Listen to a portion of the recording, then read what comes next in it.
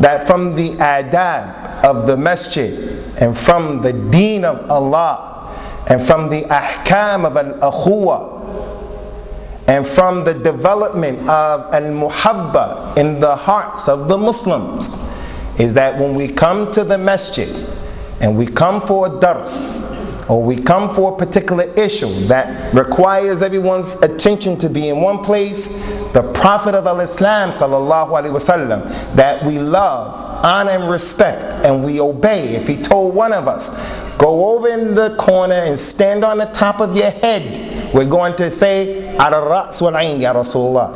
Literally, we're going to say, as you ordered ya Rasulullah.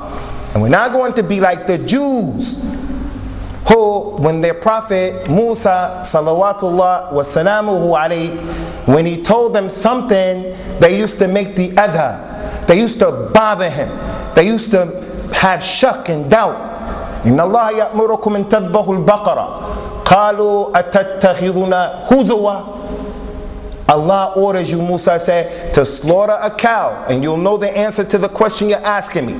Just do what I tell you. The Jews, they say, do you take us as jokesters? Are you playing with us, ya Musa? Are you playing games? Muslims are not like that. Rasulullah says something, sallallahu alaihi wasallam, we try to do the best that we can in practicing it. So I mentioned so many times now, in the masjid, the Prophet sallallahu alaihi wasallam's companions, radiyallahu anhu, when they used to come together in the masjid, they used to not sit the way we sit, ikhwani. They didn't have people sitting down there, and people sitting down there, and people over here. No, they used to try to come together, because they used to tolerate each other, and they used to love each other. And he said, you're sitting apart like that, it's from the shaitan. He said, you're sitting apart like that is from the shaitan. So it's a responsibility that I have, just as the imam, when he prays the salah, the imam in al-Islam, he has a responsibility not just to start the salah, Allahu Akbar, and the people are not praying properly. Today, it's the responsibility of everyone in the line, to look up and down the line of the salah. Probably from the best deeds we do in the day is the prayer. So don't leave it up to the imam to take care of it. In the line there's a young boy, he probably doesn't have wudu. And even if he does have wudu, he's turning all the way around looking at the people behind the line. So he has broken the line between two men. So it's your responsibility, it's the imam's responsibility to say, come on guys, this is our deen. And the dhikr tanfa al-mu'mineen. If you have to keep telling people over and over and over, keep telling them over and over.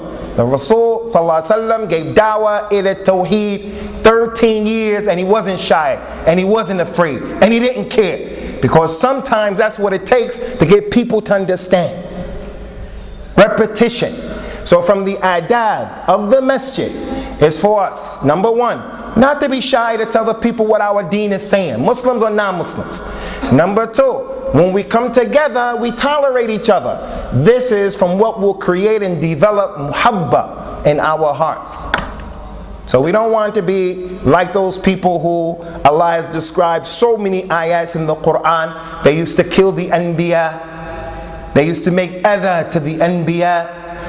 They used to make so many problems when the anbiya says something to them. No, we don't want to be like that. We want to be like the companions of Rasulullah sallallahu alaihi wasallam, who, when they heard something that was it, they practice it to the best of their ability.